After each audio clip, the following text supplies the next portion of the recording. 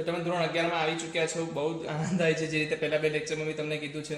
અને બીજી વાત, જે પહેલા લેક્ચરમાં આપણને કેટલાક પાયાના નિયમો શીખવામાં આવ્યા હતા 10મા ધોરણના લઈને, તો ઘણી બધી વસ્તુઓ તમને દિમાગમાં ક્લિયર થઈ હશે. કઈ સંખ્યા પદ્ધતિ કઈ છે, કઈ સંખ્યાઓને વાસ્તવિક સંખ્યાઓ કહેવામાં આવે છે, સમય સંખ્યાઓ કહેવામાં આવે છે, એની સાથે સાથે એકી સંખ્યાઓ કઈ છે, અવિભાજ્ય સંખ્યાઓ કઈ છે, ટ્વિન અવિભાજ્ય સંખ્યા કઈ છે, જેને ગુજરાતીમાં યુગ્મ અવિભાજ્ય સંખ્યાઓ પણ કહેવામાં આવતી હોય છે.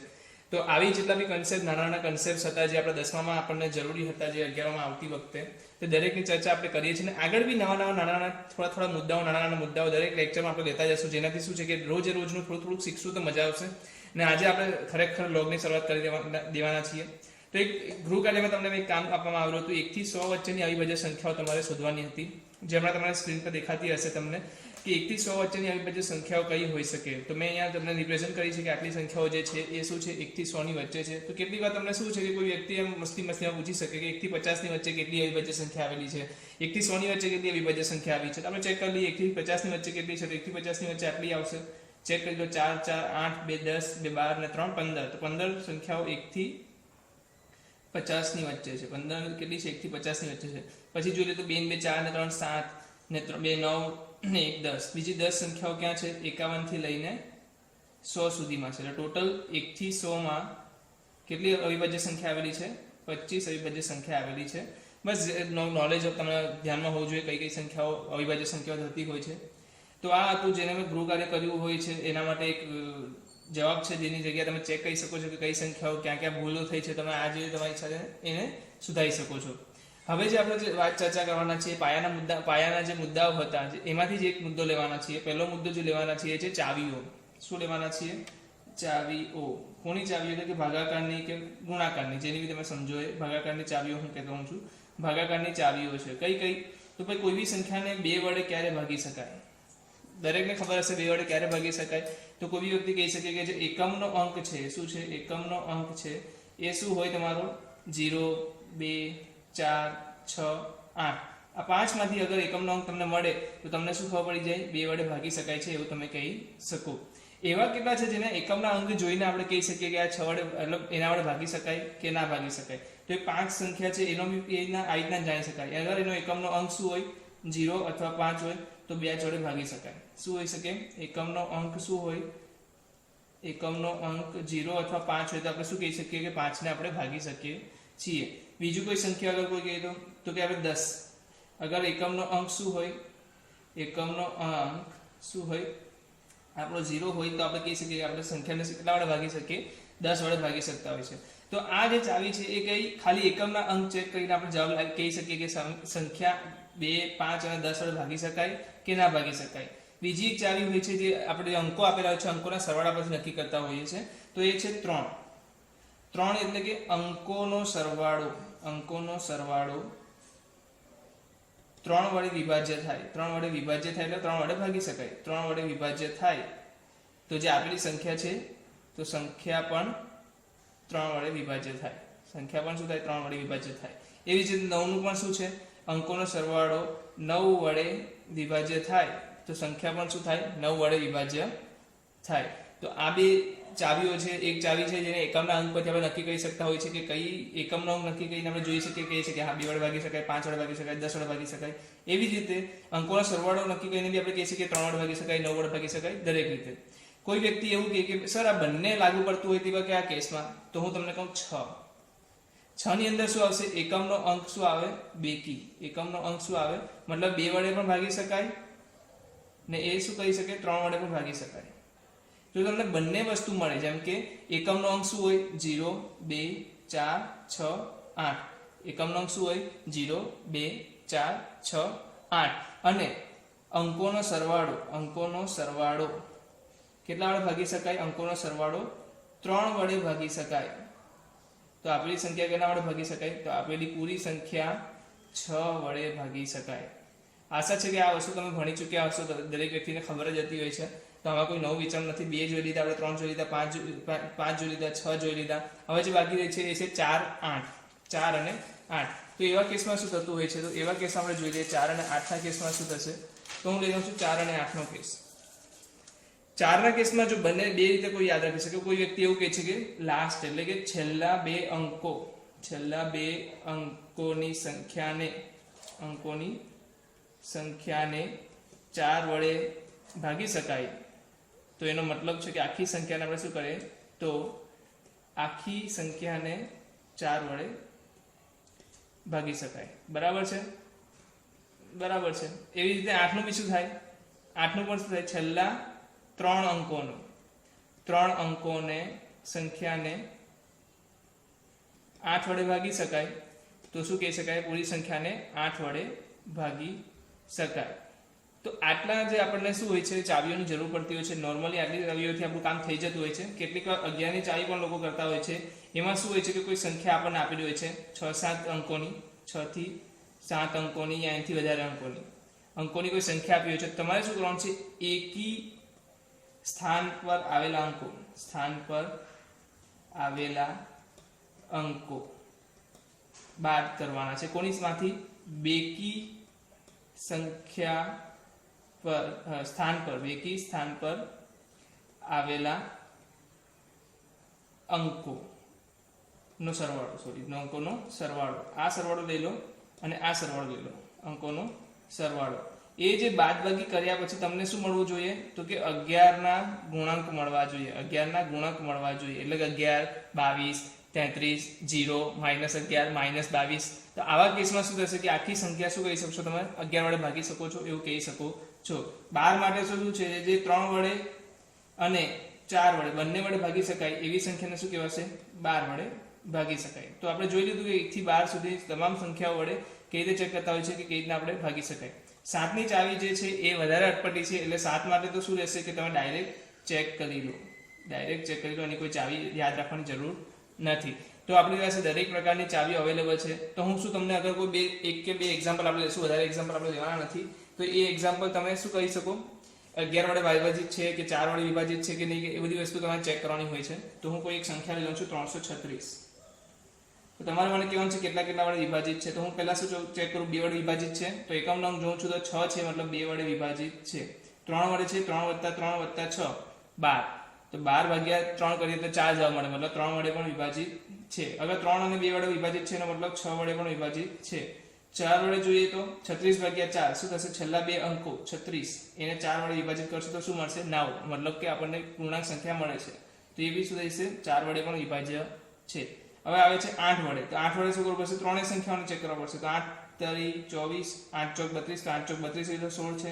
તો આપણને 336 8 વડે પણ વિભાજ્ય મળે છે. તો 8 વડે પણ વિભાજ્ય છે. 5 વડે છે. 5 માટે શું હોવું જોઈએ? 5 અને 0 હોવા જોઈએ. તો 5 માટે નથી. બીજું 9 વડે ચેક કરવું હોય તો 3 + 3 + 6 12. 12 ભાગ્યા 9 થાય? ના થાય. મતલબ 9 વડે પણ નથી. તો 12 વડે ચેક કરી જોઈએ. 12 વડે થશે કારણ કે 3 વડે થાય છે, 4 વડે થાય છે, તો શું થશે? 12 વડે પણ થશે. તો આટલી સંખ્યાઓ છે જેના વડે શું કહી શકીએ? 336 આપણે ભાગી શકતા હોઈએ છીએ. તો આ અવયવમાં 2, 3, 6, 4, 8, 12 બધી સંખ્યાઓનો સમાવેશ થાય છે. એવી રીતના કોઈ 1025 આપી દીધી છે. શું આપી દીધી છે? 1025 યા ફિર આપણે લઈ લઈએ 2050 2050 આપ્યા છે. તો આ પહેલી સંખ્યા 5 વડે વિભાજ્ય છે, 2 વડે વિભાજ્ય છે અને 10 વડે વિભાજ્ય છે. કેમ? કારણ કે મને એકમના અંકથી ખબર પડી ગઈ. 0 આપેલો છે એનો મતલબ 2, 5 અને 10 વડે વિભાજ્ય છે. હવે ચેક કરવાની રહી 3 વડે. 2 + 5 7. 7 ભાગ્યા 3 થઈ શકે? થાય શકે. 3 આપણને અપૂર્ણાંક સંખ્યા મળે છે. એનો મતલબ કે 7 વડે 3 વડે વિભાજ્ય નથી. 4 વડે વિભાજ્ય છે તો 50 ભાગ્યા 4 કરશું તો આપણને પૂર્ણાંક સંખ્યા નહીં મળે. કારણ કે 12 ચોક 48 થાય, 13 ચોક 52 થાય. 50 આગળ કોઈ સંખ્યા મળતી નથી. તો 50 વડે એટલે મતલબ 4 વડે પણ વિભાજ્ય થશે નહીં. હવે સીધી વસ્તુ છે, 4 વડે વિભાજ્ય નહીં થાય એનો મતલબ 8 વડે તો વિભાજ્ય થશે જ નહીં. ચેક કરવાની જરૂર બનતી જ નથી. તો 8 વડે પણ વિભાજ્ય નહીં થાય. 3 વડે નથી થતું એનો મતલબ 6 વડે પણ નહીં થાય. એનો જ મતલબ 12 વડે પણ નહીં થાય ને એનો જ મતલબ 9 વડે પણ નહીં થાય. તો આપણી પાસે જે સંખ્યા આપવામાં આવી છે એ ફક્ત 3 સંખ્યાઓ વડે વિભાજિત થાય છે: 2 વડે, 5 વડે અને 10 વડે. તો આવી રીતે આપણે શું ચેક કરી શકતા હોય છે? કોઈ પણ સંખ્યાઓ, આપેલી સંખ્યા મતલબ કે 2, 3, 5, 7, 4, 8, 12, 11 આ સંખ્યાઓ વડે વિભાજિત છે કે નહીં એ આપણે ચેક કરી શકતા હોઈએ છીએ. જે આપણને ઓલરેડી 10મા ધોરણમાં આ બધી વસ્તુની જાણ હોય જ છે, છતાં પણ આપણે એકવાર આવ્યા છે 11મા ધોરણમાં તો આનો એક રિકોલ બનવું જરૂરી હતું. એટલા માટે મેં તમને આ વસ્તુનું જાણ કરી. હવેનો જે ટોપિક છે આપણો એ છે લોગેરિધમ. હવેનો જે ટોપિક છે આપણો શું છે? લોગેરિધમ. તો લોગેરિધમ મેં એન્ટ્રી કરવા પહેલા હું તમને કેટલીક વસ્તુનું ધ્યાન કરવા માંગુ છું કે લોગેરિધમ છે શું, લોગેરિધમની જરૂર કેમ પડી, લોગેરિધમને આપણે કેવી રીતે યુઝ કરી શકીએ. તો લોગેરિધમની જરૂર કેમ પડી? તો એક સમય આવે છે, મતલબ અત્યારે તો કોમ્પ્યુટરનો યુગ આવી ગયો છે, તો ઘણા બધા મોટા મોટા કેલ્ક્યુલેશન્સ પણ આજે અવેલેબલ છે કે આપણે કોમ્પ્યુટરથી આપણે સોલ્વ કરી શકતા હોઈએ છીએ. તમે જોતા હશો ઘણા બધા સોફ્ટવેર્સ જ છે કે આજે પૂરેપૂરું કોઈ પ્લાન્ટ બનાવવામાં આવે છે, ઇન્ડસ્ટ્રીઝ વિઝિટ તમે કરતા હશો. ઓફકોર્સ તમે એન્જિનિયર બનવાનું ખાપ જોયો છો, તો ક્યારેક ને ક્યારેક તમારા જીવનમાં ક્યારેક ને ક્યારેક ઇન્ડસ્ટ્રીમાં તમે ગયા હશો. અગર રિસન્ટલી તમે 1 વર્ષ કે 2 વર્ષની અંદર કશો ઇન્ડસ્ટ્રીમાં ગયા હશો, તો ઘણા બધા કોમ્પ્યુટર ઓપરેટેડ મશીન્સ તમને જોવા મળશે. હવે કોમ્પ્યુટર ઓપરેટેડ મશીન શું કરતું હોય છે, તો એ શું કરતું છે, એના મેઝરમેન્ટ્સ પણ લેતું હોય છે, એના આપણને ગ્રાફ્સ પણ પ્લોટ કરી આપતું હોય છે, દરેક વસ્તુના કેલ્ક્યુલેશન જાતે કરી લેતું હોય છે. જ્યારે આ સમયથી લઈને હું એક વાત કરું 1614ની વાત કરું, 1614ના સમયમાં તમે કોમ્પ્યુટરની એક્સપેક્ટેશન નહીં રાખી શકો. તે સમયે બધી વસ્તુ આપણે ગ્રાફથી હાથથી પ્લોટ કરતા હતા અને ગ્રાફ દોરીને એના પર વિચારણા કરતા કે એનું એનાલિસિસ કરતા હોઈએ છીએ. તો દરેક વખતે ગ્રાફ દોરવો પોસિબલ નહોતો થતો. જેમ કે અગર હું ઉદાહરણ લઈ લઉં કોઈ વસ્તુનું, મારે કમ્પેરિઝન કરવી છે માઉન્ટ એવરેસ્ટની સાથે સાથે માઉન્ટ એવરેસ્ટ છે એવું વિચારો તો માઉન્ટ એવરેસ્ટની હાઈટ કેટલી થતી હશે તમને બી ખ્યાલ છે, 8848 મીટર્સ એની હાઈટ છે. તો આવી હાઈટની સાથે હું કમ્પેરિઝન કરું છું માણસોની હાઈટ, ઘરોની હાઈટ, મતલબ કે જે ઊંચાઈ છે, જેમાં 1 મીટરની ઊંચાઈ હોય છે, 15 મીટરની ઊંચાઈ હોય છે. તો જ્યારે આપણે સરખામણી 1 મીટર 15 મીટરની સાથે 8848ની કરતા હોય છે, તો એવા સમયે શું થાય છે કે આલેખ પર આપણે દોરવું મુશ્કેલ બની જાય છે. આલેખ પર દોરવું મુશ્કેલ બની જાય છે. એક કિંમત આપણી પાસે 10 મીટર છે, એક કિંમત આપણી પાસે 15 મીટર છે, એક કિંમત આપણી પાસે 25 મીટર છે, જ્યારે એની સામેની કિંમત એક 8848 મીટર છે. તો આવા કેસમાં શું થાય છે, ગ્રાફ પ્લોટ કરવો, મતલબ કે આ બે વચ્ચેનું જે અંતર છે એટલું બધું અંતર છે કે આપણે ગ્રાફ પ્લોટ કરી નથી શકતા. તો તેવા સમયે આ તો એક નાનું એક્ઝામ્પલ છે, કેટલીક વાર સૂર્ય વચ્ચેનું અંતર છે કે આપણા બે બીજા ગ્રહો વચ્ચેનું અંતર છે, એવા વચ્ચેનું જે અંતર હોય છે એ પણ તમને ખબર છે પ્રકાશ વર્ષની અંદર હોય છે. તો આવા સમયે શું છે, જે અંતર હોય છે એ ઘાતોની અંદર જતા રહે છે. ઘાતોની અંદર મતલબ 10⁻41 10⁻23 આવી ઘાતો આવતી હોય છે. તમે વિચારી શકો કેટલું મોટું આના આન્સર્સ થાય છે. તો આવા આન્સર્સને આપણે પ્લોટ કરવા હોય તો ઘણી બધી મુશ્કેલીઓ અનુભવાતી હતી. તો એવા સમયે કોઈ વૈજ્ઞાનિકોએ સોચ્યું કે ભાઈ ના, આ સમયે આ વસ્તુ ના થવી જોઈએ, કંઈક નવું વસ્તુ માર્કેટમાં લાવવું પડશે. તેવા વખતે નેપિયર કહીને, કોણ છે, જે નેપિયરે જે એક વૈજ્ઞાનિક હતા, એમણે શું કર્યું કે આ જે મલ્ટીપલ્સ છે, અહીંયા તમે જોઈ શકો છો કે આ શું છે, મલ્ટીપલ્સ મતલબ ગુણકમાં છે. 10⁻41 મતલબ 10ની પાછળ 1ની પાછળ 41 મીંડા, 1ની પાછળ 23 મીંડા, મતલબ એક મીંડું વધારવું એટલે એને ગુણાકારમાં કન્વર્ટ કરવું, એક મીંડું વધારવું એટલે પછી 10 વડે ગુણો. ગુણાકારનો જે સંબંધ હતો, જે ગુણાકારના સંબંધથી દર્શાવવામાં હતું, એ ગુણાકારના સંબંધને એમણે શું કર્યું, સરવાળામાં કન્વર્ટ કર્યું. જે ભાગાકારના સંબંધમાં દર્શાવવામાં આવતું હતું એને શું કર્યું, એને બાદબાકીમાં કન્વર્ટ કર્યું. કારણ કે તમને પણ ખ્યાલ હશે કે ભાઈ ગુણાકાર કરવા કરતાં તો સરવાળા બાદબાકી કરવા સહેલા છે. તો એણે શું કર્યું કે ભાઈ જે 10ની ઘાત આપણી પાસે અવેલેબલ છે 10⁻3 છે, તો આ વ્યક્તિએ એવું કીધું કે ભાઈ 10⁻3 તો 1000 થઈ જાય. તો આપણે એવું કેમ ના કહી શકીએ કે 1000 ને આપણે 3 જ બોલીએ, સમજો છો કે 1000ની જગ્યાએ આપણે એને શું યુઝ કરીશું, 3 જ યુઝ કરી શકીએ. તો શું થઈ જશે, 1000 જે મોટો આંકડો તો એને આપણે શું કન્વર્ટ કરી દીધો, 3 કરી દીધો. આ જે 10⁻41 છે, 10⁻41 ઘાત છે, અગર મારે કમ્પેર કરવું છે 10⁻3 ઘાત અને 10⁻41 ઘાત, અગર હું આને એમ કહું કે આ 3 છે ને આ 41 છે, તો તમે મને કહો કયો ગ્રાફ દોરવો સહેલો પડશે, ઉપરવાળો કે નીચેવાળો? સીધી વસ્તુ છે, નીચેવાળાનો તમે ગ્રાફ કે કમ્પેરિઝન સરખી રીતે તમે કરી શકો છો. તો આ વસ્તુને એને કેવી રીતે ઉપયોગમાં લીધો, તો એને રચના કરી લોગેરિધમની. લોગેરિધમ શું છે, લોગેરિધમ એક લખવાનું સ્વરૂપ છે, જે આપણી વસ્તુ અવેલેબલ છે એ જ વસ્તુ છે, પણ એને એક અલગ રીતે રિપ્રેઝન્ટ કરવાની એક રીત છે, જેના લીધે શું થતું હોય છે કે તમે એને મોટી સંખ્યાને પણ નાની બનાવી શકતા હોવ છો. જેમ કે હું લઈ લઉં, આનું આપણે એક્સપોનેન્શિયલ ફોર્મ જોઈએ કે લોગેરિધમ કોને કહેવામાં આવતું હોય છે, કેવી રીતે એને વાપરવામાં આવતું હોય છે. એની પહેલા હું તમને કેટલાક ઉદાહરણ લઈ લઉં. ચાલો, તમે મને બે વસ્તુ જણાવો. અગર મારી પાસે છે 2⁵5, તો આન્સર કેટલો આવશે? કોઈ બી કહી શકે 32 આવશે. તો આ કેસમાં મને જણાવો કે નામકરણ થોડુંક કરી લઈએ આપણે. તો 2 ને શું કહેવામાં આવશે? તો તમે કહી શકો 2 ને શું કહેવામાં આવશે? આધાર કહેવામાં આવે છે. હું એને બેઝ કહી શકું છું. હું એને આખા જે આપણે ચેપ્ટર છે લોગેરિધમની અંદર, તો હું દરેક જગ્યાએ એને બેઝ કહીશ. તો તમે પણ એને હેબિટ બનાવી લો કે એમ રિયલમાં આપણે આધાર કહેતા હોઈએ છીએ, પણ કેટલીક વાર કેવું હોય છે કે બેઝ કેવું સારું રહે છે, તો હું બેઝ કહેવાનો પ્રયત્ન રાખીશ. તમે પણ એટલે સમજી લેજો કે બેઝ જ્યારે પણ કહેવા માંગુ ત્યારે શું થાય છે, આપણો આધાર થાય છે. આને શું કહેતા હોય છે? ઘાતાંક કહેતા હોય છે. શું કહેતા હોય છે? ઘાતાંક કહેતા હોય છે. એમ જો તમે થોડું ઘણું ઇંગ્લિશ જાણતા હશો તો આને પાવર પણ કહેતા હોઈએ છીએ, ડિગ્રી પણ કહેતા હોઈએ છીએ અને ઓર્ડર પણ કહેતા હોઈએ છીએ. તો તમે કેટલીક વાર શું થશે, કેટલાક લિટરેચર તમે અવેલેબલ નહીં હોય ગુજરાતીમાં, તો તમે ઇંગ્લિશમાં વાંચશો ત્યારે પણ તમને એનો ખ્યાલ રહે. અને 32 જે છે એ કોઈ સંખ્યા છે. સંખ્યા છે એટલે કે હું નંબર બી કહી શકું. એ શું છે? કોઈ સંખ્યા છે, જવાબ મળે છે. તો આ રિપ્રેઝન્ટેશનને તમારે સમજવાનો પ્રયત્ન કરવાનો છે.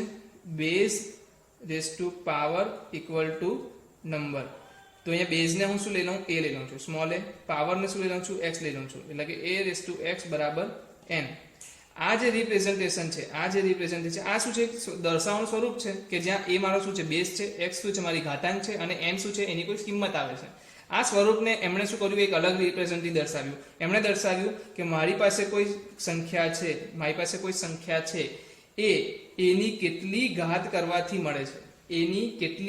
કરવાથી મળે છે, મારી પાસે કોઈ સંખ્યા છે n, એની કેટલી ઘાત કરવાથી મળે છે. તો આ x શું થઈ ગઈ, ઘાત થઈ ગયું, a શું થઈ ગયું, આધાર થઈ ગયો, n અને શું થઈ ગયું, સંખ્યા થઈ ગઈ. આપણે કેટલાક ઉદાહરણો લઈએ, એનાથી આપણને આ વસ્તુ વધારે સમજમાં આવશે. ઉદાહરણ હું લઉં છું, મારી પાસે જે 3/4 ઘાત બરાબર શું આવશે, કોઈ કહી શકે 3/4 ઘાત 81 છે. પણ હું તમને ઉલટું પૂછતે, તમને એવું પૂછતે કે ભાઈ મારી પાસે છે 3 log 81 સંખ્યા છે અને 3 એનો બેઝ છે, તો 3 ની એવી તો કઈ ઘાત કરું કે જેના લીધે મને શું મળે, 81 મળે. તો સીધી વસ્તુ તમે શું કહેते જવાબમાં 4. તો તમે જોઈ શકો બંને વસ્તુ છે સરખી, પણ દર્શાવવાનું રૂપ શું છે, અલગ છે. શું રૂપ છે, તો અહીંયા એકવાર ફરી જોઈ લઈએ આપણે. a⁻x બરાબર n હતો, મેં શું કરી લીધું, n ને a ની કઈ ઘાતમાં આવશે, n a ની કઈ ઘાતથી આવશે, તો x ઘાતથી આવશે. n a ની કઈ ઘાતથી આવશે.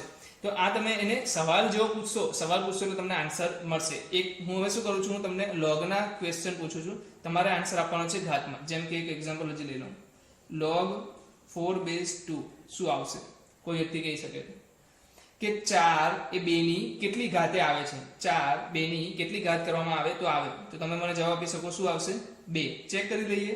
અહીંયા શું છે, આપણી પાસે x છે, આ શું છે, a છે, આ શું છે, n છે. તો બીજું કયું સ્વરૂપ હતું, n બરાબર a⁻x. તો ચેક કરો, 2 ની 2 ઘાત, તો જો n બરાબર 4 આવે છે, તો આવે છે.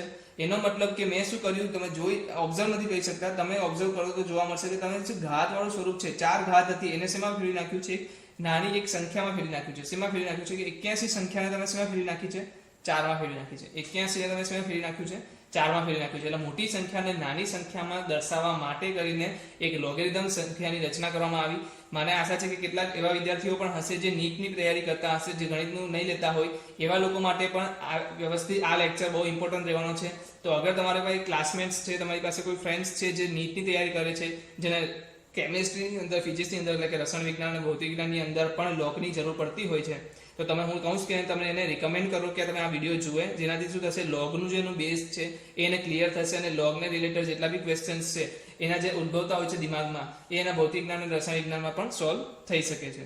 તો આપણે જોઈએ એના એક્ઝામ્પલ્સ જોઈએ, કેટલીક વસ્તુ શું એનો કેવી રીતે એને સોલ્વ કરશું, એ બધી વસ્તુઓ જોઈએ. તો મારી પાસે અહીંયા કેટલાક પ્રશ્નો છે, જે વસ્તુ આપણે સમજ્યા છે એને આપણે એપ્લાય કરવાનું છે.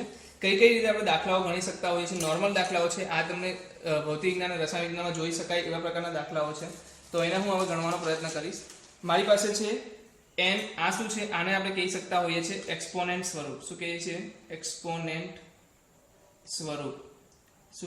એક્સપોનેન્ટ સ્વરૂપ. આને છે ને લોગનું ઊંધું, એટલે કે એન્ટી લોગ સ્વરૂપ પણ કહેવાતું હોય છે. એન્ટી લોગ સ્વરૂપ, આના વિશે આપણે આગળ જોઈશું, પણ અત્યારે તમને કેમ કહી દઉં છું કે ખબર છે આગળ જઈને આ વસ્તુ આવવાની છે, તો મારે કહી દઉં સારું રહે, બરાબર. આને શું કહેવાય છે, એક્સપોનેન્ટ સ્વરૂપ કહેવાય છે, અને એન્ટી લોગ સ્વરૂપ પણ કહેવાય છે. કે જ્યારે પણ લોગ સ્વરૂપ આપેલું હોય, તમે શું કરો, બંને બાજુ શું કરશો, એન્ટી લોગ લેશો, તો તમને આવું ટાઈપનું સ્વરૂપ મળી જશે. હવે હું ચેક કરું છું, log 3/81. કોઈ મને કહી શકે 3 ની હું કેટલી ઘાત કરું તો મને 81 મળે. 3 ની હું કેટલી ઘાત કરું તો મને 81 મળે. વિચારો. કોઈ બી વ્યક્તિ કહી શકે 3 નો વર્ગ 9, 9 નો મતલબ 3 નો વર્ગ 9, 3 ની 3 ઘાત 27, 3 ની 4 ઘાત 81. તો હું શું કહી શકું કે 4 ઘાત કરીશ ત્યારે મને શું મળશે, 81 મળશે. 2 ની હું કેટલી ઘાત કરું, આપણે ઓલરેડી જોઈ લીધું. 2 ની કેટલી ઘાત કરશો તો 4 મળશે, 2 ઘાત કરશો તો 4 મળશે. વર્ગમૂળ 5 ની કેટલી ઘાત કરશો તો 125 મળશે. ચાલો હું એવું વિચારું છું કે આ સવાલનો જવાબ મને નથી ખબર. તમને ખબર છે કે શું આવશે, વર્ગમૂળ 5 ને ડબલ કરશો એટલે શું થશે, 5 થશે. 5 ના ડબલ કરશો તો શું થશે, 25 થશે. અને 25 ના શું કરશો, પાછા 5 વડે ભરવા પડશે. તો થોડું કોમ્પ્લેક્સ થઈ ગયું છે. તો આવા સમયમાં હું શું કરી દઈશ, એના બરાબર x ધારી લઈશ. મતલબ કે મને જવાબ નથી ખબર. તમને શું નથી ખબર, જવાબ નથી ખબર. તમે શું કરી લીધું, x ધારી લીધું. હવે કરવાનું શું છે, તમારે શું કરવાનું છે, આનામાંથી આનામાં જતું, સોરી આપણી પાસે log છે, તો log માંથી તમે શેમાં જતું રહેવાનું છે, સાદા સ્વરૂપમાં જતું રહેવાનું છે. કેવી રીતે જશું, તો તમે જુઓ કે આમાં ફેરબદલ શું કર્યું છે. ફેરબદલ કશું નથી કર્યું. જે સંખ્યા છે એના બરાબર શું થઈ જશે, આધારનો ઘાત. સંખ્યા બરાબર શું થઈ જશે, આધારનો ઘાત. સંખ્યા બરાબર શું થઈ જશે, આધારનો ઘાત. સંખ્યા બરાબર શું થઈ જશે, આધારનો ઘાત. સંખ્યા બરાબર શું થઈ જશે? આધારનો ઘાત. સંખ્યા બરાબર શું થઈ જશે? આધારનો ઘાત. મતલબ કે રૂટ 5 ને શું લઈ જવાનું છે? બીજી બાજુ લઈ જવાનું છે. રૂટ 5 ને જ્યારે બીજી બાજુ લઈ જશો એ શું આવી જશે? નીચે બેઝમાં આવી જશે. નીચે સંખ્યા આપી છે શું જતી રહેશે? ઘાતમાં જતી રહેશે. હવે મને તમે કહી શકો કે આને આપણે શું કરશું? વર્ગમૂળ 5 ના સ્વરૂપમાં દર્શાવશું. કેવી રીતે? 125 એ 5 ની ઘાતમાં લખો તો શું થશે? 5 નો ઘન. આ શું છે? વર્ગમૂળ 5. તો વર્ગમૂળ 5 ને તમે શું લખી શકો? 5 ની 1/2 ઘાત લખી શકો. ઓકે, લખી શકો. તો અહીંયા શું થઈ ગયું? બંને જગ્યાએ આધાર સરખો થઈ ગયો. એકવાર આધાર સરખો થઈ જાય તો તમે શું કહી શકો? ઘાતોની સરખામણી કરી શકો. ઘાતોની સરખામણી કરતા તમને શું મળે છે? 3 બરાબર x/2. એનો મતલબ x બરાબર શું આવશે? 2 × 3 6. તો આનો જે જવાબ આવવાનો છે એ શું આવશે? તમારો જવાબ 6. સમજમાં આવે છે? મારા ખાતે આવતું જ હશે. હજી એક આપણે એક્ઝામ્પલ લઈએ. આવો વિચાર્યો કે આની અંદર બી મને જવાબ ખબર નથી, તો તમે શું કરશો? સિમ્પલ શું કરશો? આને આ બાજુની સાઈડ લઈ જશો તો શું થઈ જશે? 5 બરાબર 1/5 ની x ઘાત. કોઈ મને કહી શકે કે 1/5 ને આપણે કઈ રીતે લખી શકીએ? 5 ના સ્વરૂપમાં લખવું હોય તો 5 તો કેવી લખાશે? 5 બરાબર 1, 5 ની 1 ઘાત. આને શું લખી શકાય? 5 ની -1 ઘાત ગુણ્યા x. તો 5 ની 1 ઘાત ઇક્વલ ટુ શું થઈ ગયું? 5 ની -x ઘાત. તો અહીંયાથી સરખામણી કરશો તો તમને શું મળશે? x બરાબર શું જવાબ મળે છે? -1. તો આનો જવાબ શું આવશે? -1. કોઈ મને આ કહી શકે 1/93, 1/93 અને x નું ધારી લો તો શું આવશે? 1/93 બરાબર શું થઈ ગયું? 1/93 ની x ઘાત. તો તમે જોઈ શકો કે કોઈની બી સરખે સરખું સામે ક્યારે બની શકે? જ્યારે x ની અહીંયા શું હોય? 1 ઘાત હોય. 4 બરાબર 4 ક્યારે આવે? 4/1, 4/1 હોય ત્યારે. ચાલો બીજી રીતે જોઈએ તો અહીંયા શું કહેવાશે? કઈ ઘાત નથી આપી તો આપણે એની 1 ઘાત ધારી શકીએ. બંને આધાર સરખા છે તો ઘાતોની સરખામણી. એનો મતલબ x બરાબર 1. તો આનો જવાબ શું આવશે? તમને 1. આના પછી તમને એક નિયમ પણ આગળ જઈને આવશે કે જ્યારે તમારું શું થઈ જાય? આધાર અને સંખ્યા સરખી થઈ જાય. આધાર અને સંખ્યા સરખી થઈ જાય ત્યારે જવાબ તમને શું મળે છે? 1 મળે છે. વાંધો નહીં, એને આપણે નિયમમાં જોશું આગળ. પણ અત્યારે તમને આવ્યો છે મુદ્દો એટલે મેં તમને જણાવી દીધો. કોઈ મને બસ આનો જવાબ શોધી આપે. થોડો સમય હું આપું છું. થોડુંક આના કરતાં થોડુંક ડિફિકલ્ટ છે પણ સિમ્પલ છે, તમે કરી શકો છો. હું તમને તમે આશા રાખું તમે પોઝ કરો અને જવાબ લાવી લાવો. મને આશા છે કે તમારો જવાબ આવી ગયો હશે. તો જવાબ જોવા માટે આપણે શું કરશું? આને x ધારી લઈશું. x ધારતાની સાથે તમારી પાસે શું છે? 9 વર્ગમૂળમાં 3 છે. આ બાજુ શું છે? 3 ની x ઘાત છે. તમે શું કરશો? આને 3 ની પાવરમાં કન્વર્ટ કરશો. 1 છે 3 નો વર્ગ, 1 છે 3 ની 1/2 ઘાત બરાબર 3 નો x ઘાત. જ્યારે બે ઘાતાંક મતલબ બે આધાર સરખા હોય અને બે ગુણાકારમાં હોય તો ઉપર ઘાતાંકોનો શું થતો હોય છે? સરવાળો થતો હોય છે. તો 2 + અડધો બરાબર 3 ની x ઘાત. 2 + અડધો એટલે તમને ખબર હશે શું થશે? અઢી થશે. અઢી એટલે કે 3 ની 5/2 ઘાત બરાબર 3/3 ની x ઘાત. આનો સીધો મતલબ શું છે? x બરાબર શું થઈ ગયું તમારું? 5/2 ઘાત. તો કોઈ પણ વ્યક્તિ હશે અહીંયા હાજર હશે એ શું કહી શકશે? x ને શોધી શકશે, આની કિંમતો શોધી શકશે. સિમ્પલ છે. લોગ શોધવું એકદમ સિમ્પલ છે. કોઈ વ્યક્તિ સવાલ પૂછીને બી જવાબ લાવી શકે કે ભાઈ 3 ની કેટલી ઘાત કરું તો 81 આવશે, તો કે 3 ની 4 ઘાત કર. કોઈ કહેશે 2 ની કેટલી ઘાત કરું તો 4 મળશે, તો કે ભાઈ 2 ની 2 ઘાત કર. કોઈ વ્યક્તિ કહેશે કે ઘાતથી મને ખબર નથી પડતી, તો એ શું કરશે? એને x ધારી લેશે. જેવું x ધારશે વર્ગમૂળ 5 ને તમે સામેની સાઈડ લઈ જશો થઈ જશે એની ઘાતમાં કન્વર્ટ થઈ જશે. 1/5 ને સામેની સાઈડ લઈ જશો તો થઈ જશે એને ઘાતના સ્વરૂપમાં ફેરવાઈ જશે. તો તમે આ રીતે પણ શું કરી શકો છો? એને સોલ્યુશન લાવી શકો છો. એક સવાલ અહીંયા પણ છે આપણી પાસે. તો આ સમયે શું થશે? 1 બરાબર 97/x. કોની એવી ઘાત કરવામાં આવે કે જેનો જવાબ 1 આવે? તો સિમ્પલ છે. x બરાબર તમે 0 મૂકો તો તમને જવાબ શું મળશે? 1 મળશે. કોઈની પણ 0 ઘાત બરાબર 1 થશે. તો આવા સમયે જવાબ શું આવશે? તમારો 0 આવશે. તો બહુ આસાનીથી તમે આ વસ્તુ સમજી ચૂક્યા હશો. આમાં કોઈ લાંબુ સોચવા વિચારવાનું નથી. એકદમ ઈઝી ક્વેશ્ચન્સ છે. મેં કેટલાક ગૃહકાર્ય માટે પણ આના પ્રશ્નો તૈયાર કર્યા છે. તો હું આશા રાખીશ કે તમે એને ઘરે સોલ્વ કરો. બહુ આસાની છે. આ વિડીયોને અગર તમે પાછા ભૂલી જાઓ તો કઈ વાંધો નહીં, રિકોલ કરો. રિકોલ કરીને પાછા એ ક્વેશ્ચન પર જાઓ. પણ આ વખતનું જે ગૃહકાર્ય છે, મહેરબાની કરીને ગૃહકાર્ય વચ્ચે તમે થોડુંક પણ આળસ નહીં રાખતા. એ ગૃહકાર્યને કરવું એટલા માટે જરૂરી છે કે કાલે જો તમે આ લેક્ચર પાછો જોવા આવશો લોગનો, તો એવા સમયે તમને એ વસ્તુનું નોલેજ હોવું જોઈએ, તો તમને ઇઝી રહેશે સમજવામાં. હવે કેટલીક મર્યાદાઓ છે કે આને ક્યાં વાપરી શકાય ને ક્યાં ના વાપરી શકાય. મર્યાદાઓ કેવી છે કે ભાઈ લોગ બધી જગ્યાએ લાગુ પડતો નથી. એનું પણ કારણ છે. આપણે એના કારણોની પર થોડીક ચર્ચા કરી લઈશું. થોડુંક આને વ્યવસ્થિત રીતે સમજીએ. a⁻x બરાબર n છે. શું છે? a⁻x બરાબર n છે. જ્યાં n શું છે? તો n છે ધન સંખ્યાઓ. n શું છે? ધન સંખ્યાઓ. મતલબ લોગ કોનો શોધી શકાય? તો લોગ ખાલી ધન સંખ્યાઓનો શોધી શકાય. 0 નો પણ શોધી શકાતો નથી. ખાલી ધન સંખ્યાઓને આપણે શું કરી શકીએ છીએ? લોગ શોધી શકીએ છીએ. એટલે આપણી પાસે મર્યાદા શું છે કે ભાઈ જ્યારે બી લોગ શોધીએ તો લોગમાં ધ્યાન આપવાનું છે કે લોગ જેનો પણ લેતા હોય અહીંયા શું હોવું જોઈએ? ધન સંખ્યા હોવી જરૂરી છે. અગર ધન સંખ્યા 0 પણ નહીં, ધન સંખ્યા અગર ધન સંખ્યા નથી તો એનો લોગ શોધી શકાશે નહીં, મતલબ કે અવ્યાખ્યાયિત થઈ જશે. બીજું એક છે જે આપણી પાસે આધાર હોય છે, નીચે જે આપણી પાસે શું હોય છે આધાર હોય છે, તો એ આધાર બી શું હોવો જોઈએ, ગ્રેટર ધેન 0 હોવો જોઈએ. કેમ હોવો જોઈએ એની હું તમને ચર્ચા કરું છું, પણ શું હોવો જોઈએ, હંમેશા ધન સંખ્યા હોવી જોઈએ. અને એક એક્સેપ્શનલ છે કે એક પણ ના હોવો જોઈએ. શું ના હોવો જોઈએ, એક પણ ના હોવો જોઈએ. કેમ, તો આપણે એક વાર ચેક કરી જોઈએ. હું અહીંયા લઈ લઉં છું log 2 base 1 બરાબર શું થશે, કોઈ વ્યક્તિ મને જણાવી શકે? તો આપણે શું લેતા હતા, આને x ધારી લેતા હતા. તો હું ચેક કરું છું 2 બરાબર 1/x. તો મને બતાવો કે એકની એવી કઈ ઘાત કરું કે જેના લીધે જવાબ 2 આવે. તો સીધી વસ્તુ છે, તમે એકની કોઈ પણ ઘાત કરી લેશો, જવાબ તમને હંમેશા શું મળશે, 1 મળે છે. મતલબ કે લોગનું અહીંયા કોઈ પાલન થવાનું શક્ય બનતું નથી. એનો મતલબ કે એક લઈ શકાશે નહીં. તો એક ક્યારેય નહીં લઈ શકાય, બરાબર. તો આ એક સોલ્યુશન અહીંયા તમને મળે છે કે a ની કિંમત ક્યારેય પણ શું નહીં હોય, એક નહીં હોય. હવે આપણે શું લઈએ, 0 પણ લઈ શકીએ. ચાલો ભાઈ 0 કાં તો ઋણ સંખ્યા લઈએ. તો ઋણ સંખ્યામાં શું થશે, ચાલો કે હું ઋણ લઈ લઉં. કોઈ લે -2/4 છે તો x શોધો. તો કોઈ વ્યક્તિ તો શું કરશે, -2/x કહીને 4 શોધી લેશે. શું કહેશે, x બરાબર સર 2 મૂકી દો, જવાબ શું મળશે, 4 મળી જશે. ઓકે, જ્યાં સુધી તમને કોઈ વ્યક્તિ એવું કહેશે કે આની 2 ઘાત કરો 4 મળી જશે. ઓકે, કોઈ વ્યક્તિ એવું કહેશે -2 ની 3 ઘાત કરો, તો આપણે શું કહેશું, -8 આવશે. કોઈ ઇસ્યુ નથી, બરાબર છે, જવાબ સાચો જો આવી શકે છે. ઓકે, નો પ્રોબ્લેમ. પણ તમે મને કહો, અગર હું આની ઘાત કરી દઉં, ચલો આની ઘાત આપણે 5 બી લઈ લઈએ, તો બી જવાબ શું આવશે, -32. તો બી કોઈ આપણો પ્રશ્ન નથી. પણ જ્યાં સુધી તમને આવા સવાલ જવાબ મળતા રહેશે, જ્યાં સુધી આપણને પૂર્ણાંક સંખ્યાઓ મળતી રહેશે, ત્યાં સુધી જવાબો મળતા રહેશે. પણ અગર હું એવું કહી દઉં -2/1/2 છે, તો તમે મને કહો કે આ પોસિબલ છે.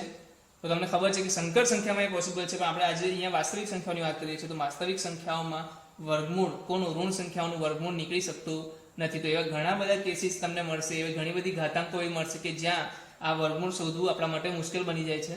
વર્ગમૂળની જગ્યાએ કોઈ બીજું બી હોઈ શકતું હતું, અહીંયા ચતુર્થમૂળ બી હોઈ શકતું હતું. તો એવા સમયે ઋણ સંખ્યાઓને લેવી આપણા માટે ઉપદાકારક થઈ જાય છે, મતલબ કે એક પરિસ્થિતિ આપણે અનુરૂપ થતી નથી. તો એવા સમયે પહેલેથી એવું નક્કી કરી લેવામાં આવ્યું કે ભાઈ ઋણ સંખ્યાઓ સાથે આપણે ડીલ નહીં કરીએ. તો આધારમાં આપણને શું નહીં જોઈએ, ઋણ સંખ્યાઓ નહીં જોઈએ.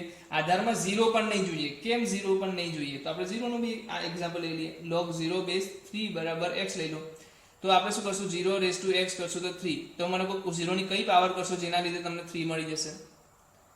સીધી વસ્તુ છે, કોઈ રીતે આવી નથી શકવાનું. તો એનો મતલબ એવો છે કે આધારમાં શું 0 પણ લઈ નહીં શકાય, આધારમાં ઋણ સંખ્યા પણ નહીં લઈ શકાય, આધારમાં 1 પણ નહીં લઈ શકાય. મતલબ a ગ્રેટર ધેન 0 હોવો જોઈએ ને એ 1 પણ ના હોવો જોઈએ. તો આ કન્ડિશન છે જેની અંદર તમારે ફૂલફિલ થવી હોવી જોઈએ. તો મર્યાદા શું છે કે જે તમારો આધાર છે એ હંમેશા શું હોવો જોઈએ, ધન હોવો જોઈએ. એક વ્યવસ્થિત રીતે મસ્ત સ્વરૂપમાં લખી દઉં જેનાથી શું તમે ભૂલી નહીં શકો.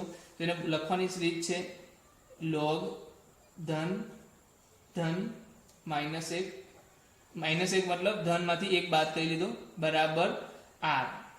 એનો જવાબ શેમાં આવી શકે, તો જવાબ જે આધાર એનો જે ઘાત છે, ઘાત તો તમે કંઈ પણ લઈ શકો. ઘાત તમે ઋણ લઈ શકો, ઘાતને તમે દશાંશ પદ્ધતિમાં લઈ શકો, ઘાતને તમે પૂર્ણાંક અપૂર્ણાંક કોઈ પણ રીતે લઈ શકો. એટલે મતલબ જે ઘાત છે, જેનો જવાબ છે એ ઘાત શેમાં આવી શકે છે, એ વાસ્તવિક સંખ્યા કોઈ પણ હોઈ શકે. પણ જે તમારો અંદરની જે વાત છે, સંખ્યા જે છે એ હંમેશા ધન સંખ્યા હોવી જોઈએ. ને જે આધાર છે એ તમારો શું હોવો જોઈએ, ધન અને 1 ના હોવો જોઈએ, બરાબર. બીજી એક વસ્તુ કોઈ વ્યક્તિ કહે છે કે ભાઈ ચલો ભાઈ સંખ્યા 0 કેમ ના હોઈ શકે, એટલે સંખ્યા ઋણ કેમ ના હોઈ શકે. અગર તમે આધાર ધન લો છો તો ધનની એવી કઈ પાવર કરશો જેનાથી તમને ઋણ સંખ્યા મળશે. તો એ કોઈ સંખ્યા તમને એવી નથી મળવાની કે જેને તમે ધનની કોઈ ધનનો કોઈ પાવર કરો, મતલબ કે ઘાત કરો જેનાથી તમને ઋણ સંખ્યા મળે. તો એ ક્યારેય નહીં મળે, 0 ક્યારેય નહીં મળે. તો તમે મને કહો કે કઈ એવી સંખ્યા છે a/x જેનો 0 પાવર મળે. પોસિબલ ક્યારે બનશે, a બરાબર 0 હોય તો જ પોસિબલ બને. પણ આપણે a બરાબર 0 લઈ શકતા નથી. કેમ, કારણ કે x ની દરેક કિંમતો માટે તમને શું મળશે, પાછું 0 જ જવાબ મળશે. તો એ પણ ખોટું પડે છે. એનો મતલબ 0 જવાબ ક્યારેય નહીં મળે, 0 જવાબ ક્યારેય નહીં મળે. તો આપણે હંમેશા શું લેવાની છે, n બરાબર ધન સંખ્યાઓ. બીજું શું છે આપણી પાસે, a આધાર જે શું હોવો જોઈએ, a ગ્રેટર ધેન 0 અને a નોટ ઇક્વલ ટુ 1. આ બે વસ્તુનું ધ્યાન તમારે હંમેશા માટે રાખવાનું છે. આ જ આપણી એક વ્યાખ્યાયિત થવાની કન્ડિશન છે, મર્યાદા છે. આને આપણે ફૂલફિલ નહીં કરીએ તો એ સમયે આપણે શું કરશું, ખોટા પડી જઈશું. હવે તમને હું કેટલાક શું આપી દઉં છું, ગૃહ કાર્યમાં પ્રશ્નો આપી દઉં છું, જે તમે હું આશા રાખીશ કે તમે આવતીકાલે સોલ્વ કરીને લાવી શકો છો. તમે જોઈ શકો છો કે આપણે જે દાખલા ગણ્યા એ જ ઉદાહરણ બેઝ પર છે. તમારે શું શોધવાનું છે, log 2/2 શું આવશે, log 2/1/2 શું જવાબ આવશે, log 2 √2 જવાબ આવશે. તો આના દરેક જવાબો તમારે શોધીને લાવવાના છે. આશા છે કે બધાના જવાબ આવી જ જશે. 8 સવાલ છે, આરામથી તમે એને શોધી શકશો. બહુ ઈઝી સવાલ છે. જે રીતે મેં આ ઉદાહરણમાં તમને સમજાવ્યું છે એ જ રીતનો ઉપયોગ કરીને તમારે અહીંયા જવાબ લાવવાના હોય છે. તો જે પણ છોકરાઓ ભૌતિક જ્ઞાન, રસાયણ વિજ્ઞાનમાં લોગનો ઉપયોગ કરે છે, નીટનો અભ્યાસ કરે છે, એ લોકો માટે પણ આ લેક્ચર્સ અવેલેબલ છે ને એ લોકો માટે પણ આ બહુ જ ફાયદાકારક રહેશે. તો તમે આવનારા જે 2-3 લેક્ચર્સ છે લોગના, એના પછીનો એક દ્વિઘાત સમીકરણનો બી કોન્સેપ્ટ આવશે. તો દ્વિઘાત સમીકરણ બી તમારા માટે બહુ જ જરૂરી બની શકે છે. તો બંને વિડીયોઝને હું એવું કહીશ કે તમે કન્ટિન્યુઅસ આની સાથે સાથે જુઓ અને આ ગૃહ કાર્યનો જાતે જ ઘર પર બેસીને પ્રેક્ટિસ કરો, જેનાથી શું થશે કે તમે ઘણી બધી વસ્તુઓને સમજી શકશો, શીખી શકશો. બરાબર છે. તો ચાલો આપણે અહીંયા આજનો જે લેક્ચર છે પૂરો કરીએ છીએ. ફરી એકવાર મળીશું આપણે નવા લેક્ચરમાં લોગના નવા દાખલાઓ સાથે, નવા નિયમો સાથે. ત્યાં સુધી અલવિદા.